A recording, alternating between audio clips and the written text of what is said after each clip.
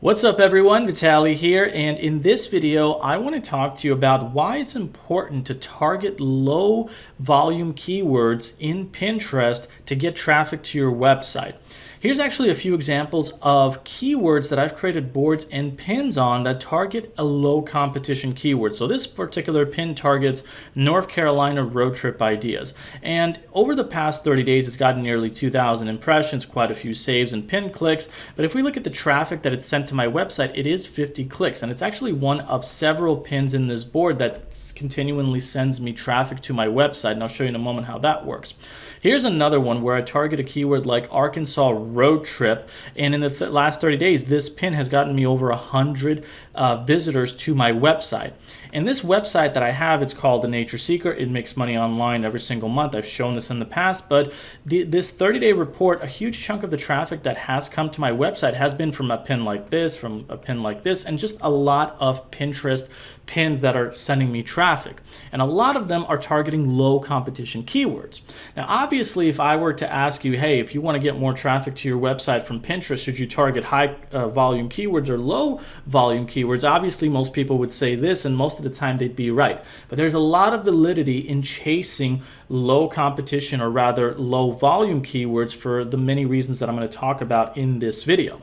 So before I do that, let me just quickly say that if you're new to this channel, welcome. My name is Vitaly. I'm someone that runs an online business. I do things like affiliate marketing, traffic generation, SEO, social media marketing, and one of my main businesses that I run is a travel website that I alluded to earlier. It's called The Nature Seeker, and this is the website that is responsible for this income report and this income report over here. It makes money multiple ways, but the two main ones is it runs ads on the site, so the more traffic I get from places like Pinterest and other sources like Facebook, Google, and so forth, the more money I make. But it does also do things like affiliate marketing, which is where this, or rather these income reports come through. So I'm sharing this with you because I actually teach people about this on this channel. And if you're new, I highly recommend you like, share, and subscribe for more tips. You can check out more of my other videos and playlists. But if you are someone that's new or struggling to the world of online business, and maybe you're trying to build a blog website like I have over here that makes money like this, I can help you with that. I provide a resource, a case study that's very beginner friendly and free to get started with below this video that you can check in the description. I'll leave a link, and it'll provide you with that resource. It'll show you how to get started, basically follow in my footsteps, an action plan on top of that, as well as how to get access to me so I can help you along your journey. That being said, getting back to the main subject of this video, obviously, when you're trying to get traffic back to your website from Pinterest, of course, we want to target keywords that Pinterest has that has like really high search volume. So the one that I showed you earlier, the Arkansas road trip, if I go into a keyword tool like PinClicks, which helps me find keyword search data for keywords, and I type this in, it tells me that in Pinterest, this keyword only had over 300 plus searches the last month. So obviously if I see something like this versus something like Amalfi Coast, which is just another travel area, it's probably going to be like in the 50,000 plus range, or rather over 180,000. So obviously when people compare those two keywords, Amalfi Coast, which has over 180,000 searches, versus Arkansas road trip, which has 300, obviously our eyes are naturally going to be gravitated to this and thinking, hey, I got to make pins and boards, or rather a board and pins on this particular keyword to try to get as many visitors as possible. And you would be right.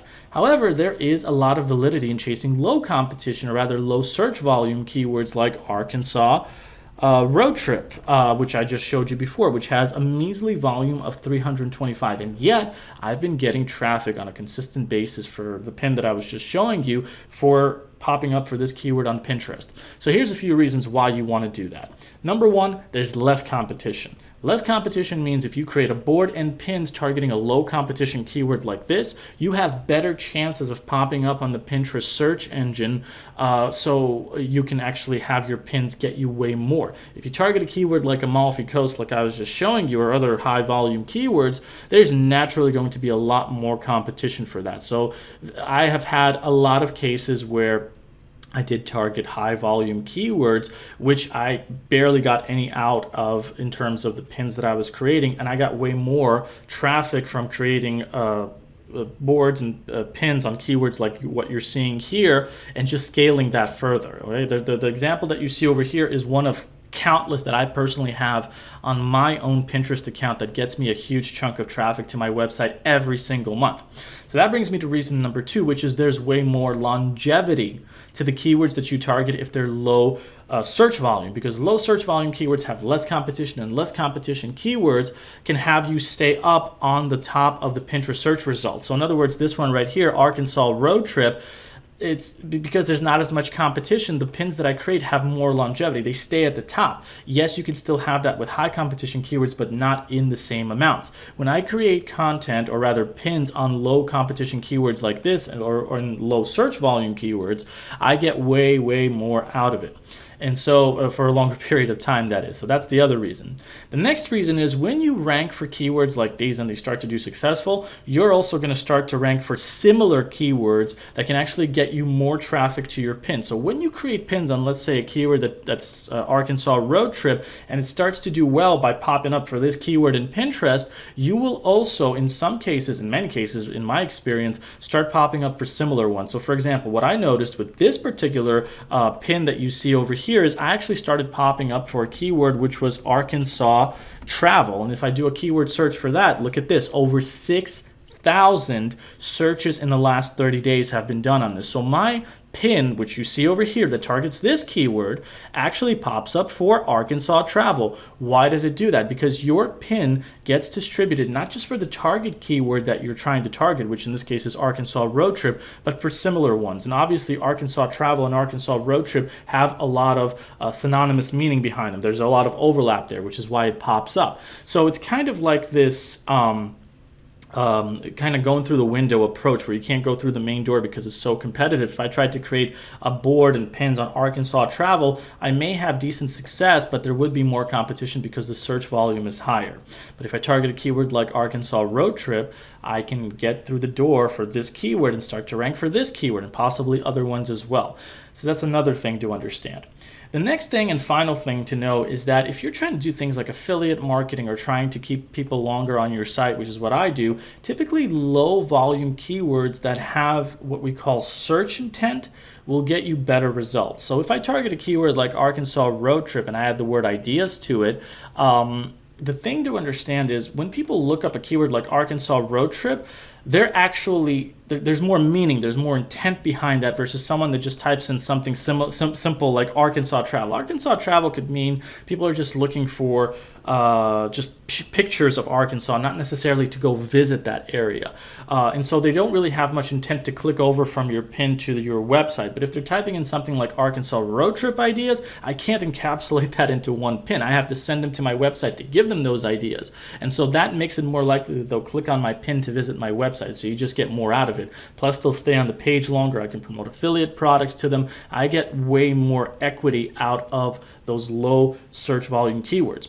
Now to finalize, this doesn't mean that you should ignore high volume keywords and just go for the low volume ones. You should have a good mixture of them in terms of you should find high volume keywords that have a lot of search intent, that have a lot of longevity to it, and target those, but you should not neglect the power of low search volume keywords like the ones that I'm showing you here. And you can find them in pretty much every single niche that's out there in Pinterest. In Google, when I used to do a lot of SEO back in the day, it was the same concept back then. Target long-tailed keywords, low-hanging fruit is what we would call them. The same exact concept applies to Pinterest, and this is how you do it. Now, I would recommend that on top of the resource that I shared with you earlier in this video about that case study, beginner-friendly guide that helps you do what I do for a living, which is create a website like this, get traffic to it, make money from it. I will also leave a link to check out PinClicks, which is this program that you see over here. It's way more than just a keyword tool. You can get 5 days of a free trial to check it out. I highly recommend it because it makes the process for marketing, at least for me